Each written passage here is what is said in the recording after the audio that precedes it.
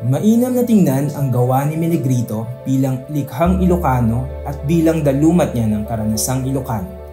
Inilalarawan niya ang kanyang sarili na isang Ilocana na lumaking malayo sa Ilocambia at may kaunting kaalaman sa wikang Ilocano. May pambansa at global na mga implikasyon ang kanyang obra. Hindi isa lamang ang anyo ng pagkakakilanlan o identidad.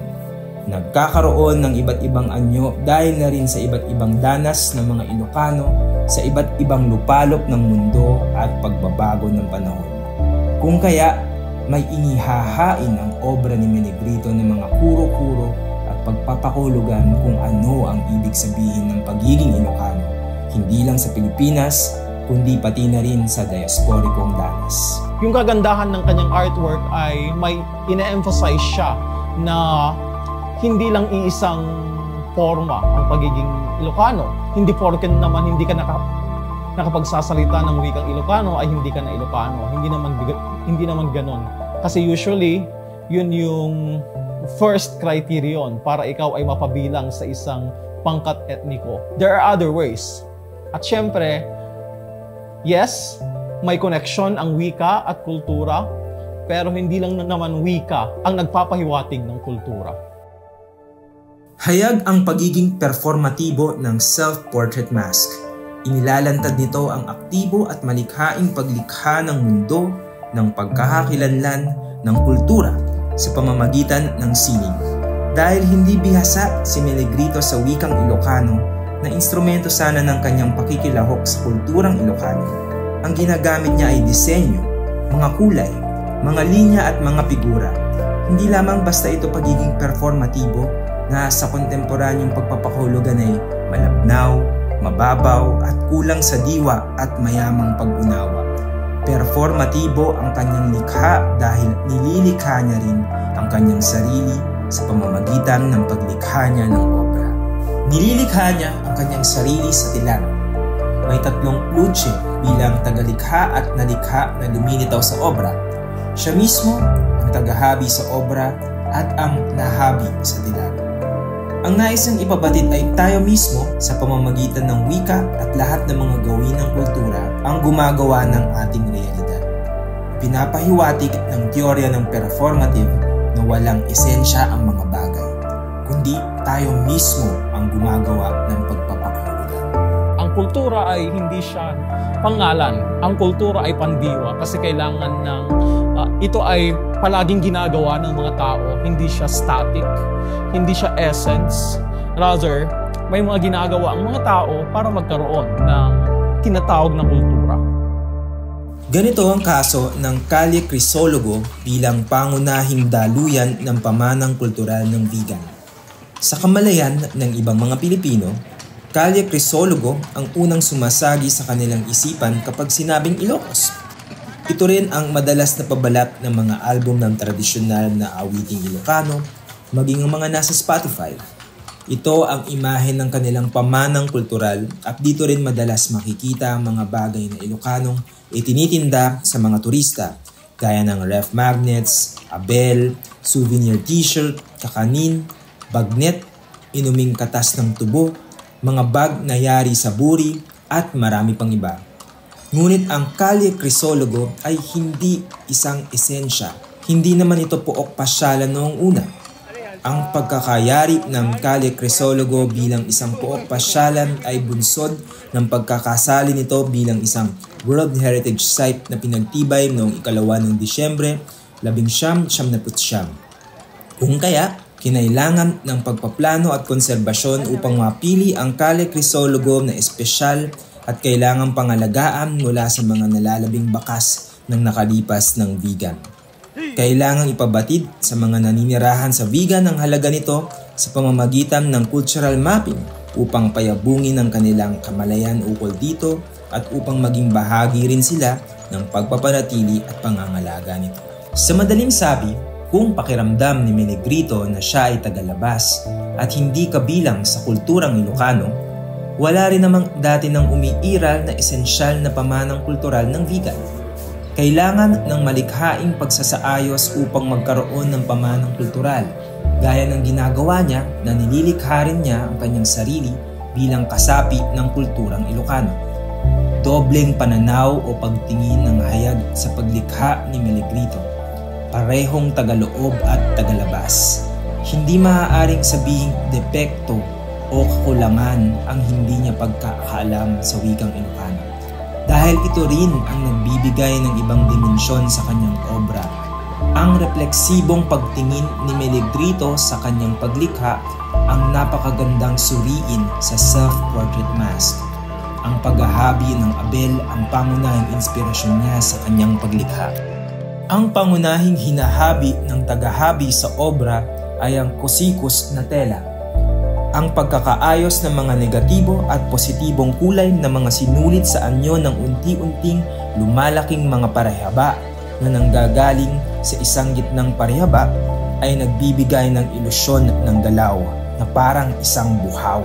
Ang kusikos ay isa siyang importanteng textile sa mga Ilocano noon kasi ginagamit siya na parang sail, yung cloth kapag ikaw ay naglalayag sa karagatan.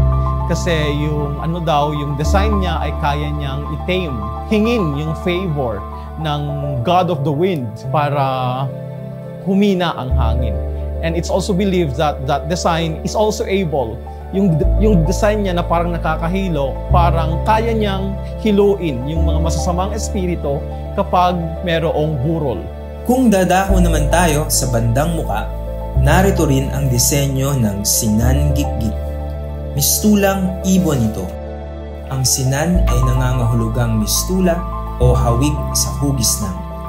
Nagmula ito sa salitang sukit, isang Ilocanong salita para sa isang kasangkapang ginagamit sa pagpitas o pagpasok ng isang bagay. Kapag ito ay tungkol sa Abel Iloco, ang sinukitan ay tumutukoy sa pamamaraan na lumilikha ng brocade o mga nakaangat na disenyong ginawa sa pamamagitan ng unti-unting pagpasok ng mga karagdagang mga sinulid na pahalang sa habing tela. Kung titingnan din natin ang iba pang nasa muka, bumabalik sa turismo si Melegrito sa pagharaya niya ng kanyang sarili bilang tagalabas. Ang turista, ang panauhin ay madalas nangongolekta ng mga souvenir bilang paalala sa kanya na nakarating siya sa isang lugar. Madalas ay niroromantisa niya ang bagong lugar na kanyang napuntahan. Totoo, sa isang nivel ang ganitong pagtingin kay Melegrito. Animoy kinokolekta niya ang mga sticker dahil naninirahan na nga ang kanyang pamilya sa lungsod ng Marikina. Kabilang dito ang mga emoji na hindi lang nakangiti. Meron ding malungkot at balisa. Pati na rin ang maliwanag na mga sticker gaya ng longganisa, kalesa, empanada, mga pagdedeklara ng pag-ibig sa Vigan at Ilocos, at ang karatula ng isang tanyag na souvenir shop sa Calle Crisologo, ang Ruildas Handloom Weaving na pagmamay-ari ng kamag-anak nila. Iginigiit ko na parang hindi naman siya outsider kasi very clear and she tries everything she can para makakonect sa kanyang family. And in fact, in the painting, we also see other designs as well aside from those stickers and ref magnets. Merong parang sulat, merong parang cellphone number na isinulat sa isang papel. Meron ding pangalan ng kanilang barangay na Nagilian, Kawayan, Ilocos Sur. Ang point ko dito, in my analysis of those parts, ito yung nagko-connect pa rin sa kanyang family. Hindi lang basta tagalabas si Melegrito. May bahagi sa kanyang pagkatao na kabilang sa Ilocos. Kasali dito ang mga sticker na parang papel na sinulatan ng numero ng cellphone. Ang kulay asul sa bandang ilong na may nakasulat na Nagilian, Kawayan, Ilocos Sur, ang kanilang barangay at ang liham sa noo. Marahil ang liham at ang papel na may numero ay representasyon ng sinasabi niyang wika ng pag-ibig at migrasyon ng mga Ilocano na nauugnay sa kanilang mga kaanak na nagtungo sa Hawaii. Sa pamamagitan ng kanyang mga obra, ginagalugad niya ang mga kwento ng kanilang angkan. Kwentong hindi maihihiwalay sa kwento ng mga Ilocano at sa kanilang pakikipagsapalaran tungo sa mas magandang bukas, dito man sa Pilipinas o sa ibayong dagat. yung personal, familial na nandoon sa kanyang artwork, yun ay kwento ng mga Ilocano as far as siguro 1906 when very young Ilocanos, teenagers around 18 years old, left the very feudal Philippines and looked for greener pastures in Hawaii. Nandoon yung parang liminal position. Hindi sila, they are outsiders in that place, and they cannot also be considered citizens. So yung ganong experience ng family, mga relatives ni Luce, yun din yung makikita. Yun yung karanasan ng mga Ilocano. Kung kaya, kailangan ng pagbabalik sa gunita ng kulturang Ilocano upang hindi maanod sa daluyong ng mas malawak na mundo, gaya ng kosikos na nagpapakalma sa mga alon kapag naglalayag ang Ilocano. Hindi kasali ang kanyang bibig sa kanyang nililikha dahil hindi makakailang hindi nga siya nakapagsasalita ng Ilocano. Walang sticker bilang maskara ang makahahalili sa wika, pero hindi siya nawawala ng pag-asa. Susubukan niyang aralin ang wikang Ilocano, ipagpapatuloy niyang habihin ang kanyang pagiging Ilocano. Magtatagumpay ba siya? Siguro ay panahon lamang ang nakakaalam ng kasagutan. Ngunit ang mahalagang ambag niya sa diskurso ng pagiging Ilocano ay ang paggigiit niyang maraming paraan upang makakonekta sa pagkakakilanlan at pamanang kultural ng Ilocano.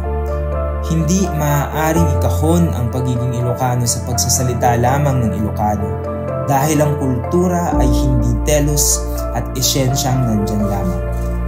Hinahabi ito gaya ng paghabi ni Menegrito ng kanyang sarili.